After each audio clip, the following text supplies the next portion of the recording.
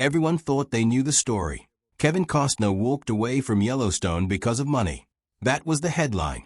That was the easy answer everyone repeated. But if you look a little closer, if you really dig into what was happening behind the scenes, you will find something far more complicated. You will find a man who had been quietly fighting two wars at once. One was in front of the cameras.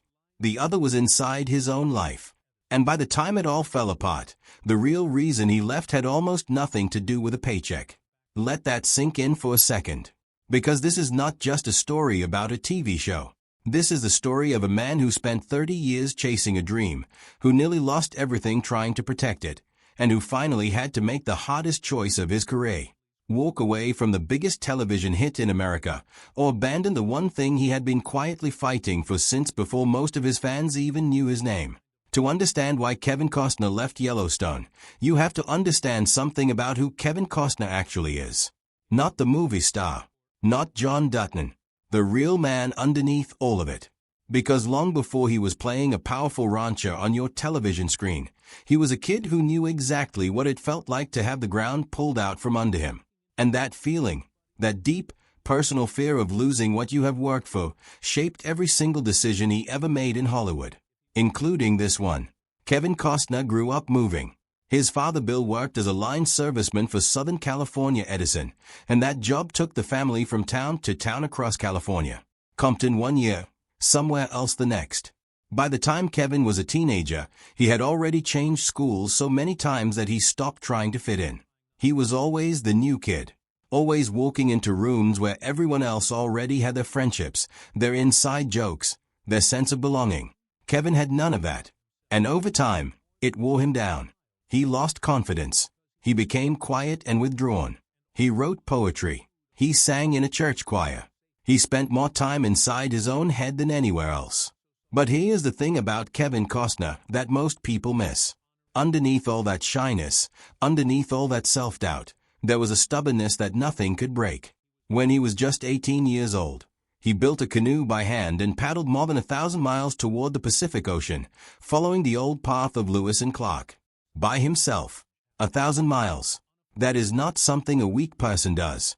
That says everything you need to know about the man he was becoming. When he got to college at Cal State Fullerton, his life finally steadied a little. He stayed in one place long enough to breathe. He fell in love with a woman named Cindy Silver, who was smart and warm and worked as Snow White at Disneyland. They married in February of 1978, just days after he graduated. At that point, Kevin had a degree, a wife, and a marketing job. The safe life was right there. He could have taken it. Most people in his position would have. But then something strange happened on a flight home from his honeymoon. Kevin found himself sitting near the legendary actor Richard Burton. And instead of keeping quiet, Kevin asked him a question that had been eating at him for a long time. He asked if a man could truly become an actor without destroying his personal life in the process. Burton told him he thought he could. It was a short conversation, but it changed everything. Kevin quit his marketing job shortly after that. The safe path was gone. He had chosen the dream instead. What followed was years of struggle that most people do not know about. He worked on fishing boats. He drove trucks. He gave tours of celebrity homes. He built sets as a carpenter. Some nights he slept in his car because there was no money for anything else. He took every small part he could find. His first film was a forgettable beach movie that embarrassed him for years afterward. Then he got cast in a major film called The Big Chill, filmed real scenes, and watched almost all of his work get cut before the movie ever reached theaters. He was literally reduced to a background image, a corpse. For a young man desperate to break through, that kind of rejection could have ended everything. It did not end everything. Because that same director felt guilty about what happened and cast Kevin a few years later in a film called Silverado. That role cracked the door open just enough. By 1987, Kevin Costner broke through in a way nobody could ignore. The Untouchables and No Way Out came out back to back. 2 major hits in the same year. Suddenly he was not just an actor trying to survive. He was a leading man. Then came Bull Durham. Then Field of Dreams. And then the film that changed everything permanently, Dances with Wolves, which he directed himself, which cost him $22 million of his own money, and which won the Academy Award for Best Picture in 1991. Kevin Costner had gone from sleeping in his car to standing on the biggest stage in Hollywood. And he had done it entirely on his own terms. But that same stubborn streak that drove him to greatness also drove him into some of the most painful and public disasters of his career. Waterworld, The Postman, films that cost too much, promised too much, and delivered far less than anyone hoped. By the late 1990s, his name had quietly become a punchline. The man who once commanded $20 million paychecks was watching those offers dry up one by one. A-list scripts were going to other actors. Studios were walking away. The golden era was over. He kept working. He made good films, Open Range, Hidden Figures, others that reminded people he still had real talent. But Hollywood had moved on. The time when Kevin Costner could open any movie just by showing up was gone. And for a man who had fought so hard for so long to reach that level, that slow, quiet fade must have hurt more than he ever let on. Then came Yellowstone. And everything changed again. When Yellowstone premiered in June of 2018 on the Paramount Network, nobody expected it to become a television earthquake. It started modestly, pulling in around 2.7 million viewers. Decent numbers for cable, but nothing that screamed cultural phenomenon. But the show kept growing. Week by week, season by season, more people found it. More people fell in love with the Dutton family and their sprawling Montana ranch. More people fell in love with John Dutton, the complicated, iron-willed patriarch played by Kevin Costner with a quiet fury that felt completely real. By the time Season 5 premiered in November 2022, over 12 million live viewers tuned in. Nearly a third of all television viewers in that time slot were watching the same show. Kevin Costner was not a fading movie star anymore. He was the face of the hottest drama in America. On January 10, 2023, at 67 years old, he won the Golden Globe for Best Actor in a Drama Series for the role. His first major television award. His first Golden Globe as a performer in over 30 years. Standing there that night holding that award, Kevin Costner looked like a man who had finally come full circle. Like someone who had fought every battle, taken every hit, survived every joke made at his expense, and somehow ended up right back at the top. But here is what nobody saw from the outside. While the show was breaking records and Kevin was being celebrated all over again, something else was quietly eating away at everything underneath. It started with a dream. A 30-year-old dream he had been protecting since before Yellowstone ever existed. The project was called Horizon. A massive, deeply personal, 4-part epic Western film that Kevin had been trying to make since the early 1990s. He had poured his heart into it for decades. He had spent millions of his own money developing it. He had written it, fought for it, been told no more times than he could count. And yet he never let it go. Not even when Hollywood had no interest. Not even when he was at his lowest point. He kept waiting for the right moment to finally make it real. Yellowstone gave him that moment. The show's massive success made him bankable again. Distributors and studios started paying attention. And that renewed power finally gave him the leverage to get Horizon off the ground. So by 2022 and 2023, Kevin was doing something almost impossible. He was the anchor of the most watched drama on television, and at the same time he was directing, producing, writing, and starring in the most personal film of his entire career. Both at once, with no room for error in either direction. That is when the cracks started to show. Taylor Sheridan, the creator of Yellowstone, had built the show into a massive franchise, spinning off into companion series like 1883 and 1923, and creating a universe that Paramount was depending on for enormous financial returns. Sheridan needed Kevin fully committed.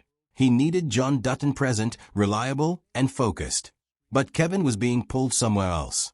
Horizon was demanding more of his time, more of his energy, more of everything he had.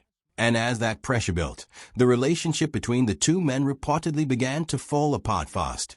Reports from inside the production described a tension that slowly turned into something far uglier. Kevin said he had rearranged his entire schedule to be available for Yellowstone. He said he had cut his yearly filming days, stepped away from other work, and showed up ready, only to find no finished scripts waiting for him. Unfinished pages, shifting plans. A production that was not ready for him even after he had reorganized his life to show up. In his own words, things imploded. He could not perform scenes that had not been written. He could not bring a character to life on half-finished ideas. Sheridan reportedly felt that Kevin's divided attention was the real problem. That anchoring a show of this size while running a massive personal film project on the side was simply not sustainable. Neither man was entirely wrong. But neither man was willing to bend far enough to find a way through. Then came the money conversation. And this is where things got truly bitter. Court documents that became public in September 2023 revealed that Kevin had been offered $24 million to stay on Yellowstone through season 6 and 7. But when talks shifted to the second half of season 5, Kevin claimed the offer that came back was actually less per episode than he had been making before. For a man who had spent 5 years helping turn a struggling cable drama into the biggest show on American television, for a man whose face was on every advertisement, whose name carried the entire franchise, that felt like a slap rather than a reward. Add to that the unfinished scripts. Add to that the creative fights. Add to that the slow feeling that he was giving more than he was receiving. And suddenly $24 million does not look like generosity anymore. It looks like the final insult after a long line of smaller ones. But here is the part of this story that cuts the deepest when you see the full picture. While all of this was collapsing at work, Kevin's personal life was falling apart at the exact same time. In April 2023, his wife of 18 years, Christine Baumgartner, separated from him. She filed for divorce on May 1st, citing irreconcilable differences. What followed was one of the most painful and public divorce battles in recent memory. Private arguments spilled into headlines. Financial details became public. She reportedly sought $250,000 a month in support. Kevin pushed back hard. Eventually, they reached a settlement. She received $63,000 a month in child support, over $1 million in home equity, and a lump sum payment. Kevin kept assets reportedly worth more than $75 million. But no settlement makes a divorce feel clean. No number erases 18 years. Kevin was dealing with the collapse of his marriage, a brutal legal fight playing out in the press, and the disintegration of his relationship with Yellowstone, all at the same time. He was losing his home life and his professional anchor simultaneously. And the whole country was watching every single move he made. And through all of it, Horizon was still hanging over him.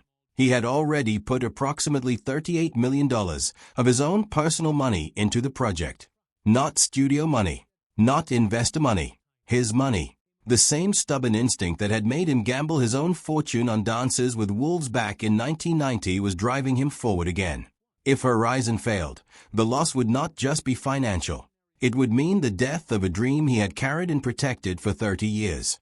So when Kevin Costner finally posted a short farewell video to fans in June 2024, he was not just saying goodbye to a television show. He was making a declaration about who he was and what he believed in most. He told fans he loved Yellowstone. He told them he knew they loved it too. And then he ended with a line that said everything. He told them he would see them at the movies. 6 words. That was the whole story in 6 words. He was not walking away because he was difficult. He was not walking away because of greed. He was not even really walking away because of one bad contract negotiation. He was walking away because, at 68 years old, after a lifetime of fighting and falling and getting back up again, he had a dream that was finally within reach. And he was not about to let anything stop him from grabbing it. Not even the biggest show on television. Not even a $24 million offer. Not even the comfortable, celebrated, revived career that playing John Dutton had handed back to him. That is the real reason Kevin Costner left Yellowstone. The same stubbornness that carried him through sleeping in his car. The same stubbornness that drove him to spend his own money on Dances with Wolves. The same stubbornness that kept him going through the public humiliation of Waterworld and The Postman. The same stubbornness that made him pick himself back up long after Hollywood had written him off. That stubbornness looked at everything Yellowstone was offering. The fame, the ratings, the Golden Globe, the second chance, and said it was still not enough. That there was still something bigger waiting. Something older. Something that mattered more. Kevin Costner has never been a man who chose comfort over conviction. Every time he has been offered the easy road, he has taken the harder one. Every time someone told him to stop pushing and be grateful for what he had, he pushed harder anyway. That quality has cost him enormously over the years. It has also given him everything worth having. Whether Horizon becomes a masterpiece or another expensive chapter in a long list of painful stumbles, that almost does not matter. What matters is that Kevin Costner looked at the biggest success of his later career, said a quiet goodbye, and walked back toward the dream he had been carrying since before most of his fans were born. You do not have to agree with that choice. But if you have followed his story from the beginning, if you have paid any attention at all to who this man truly is, then you already knew it was coming. With Kevin Costner, it was always going to end this way. It was always going to come down to the dream over the deal.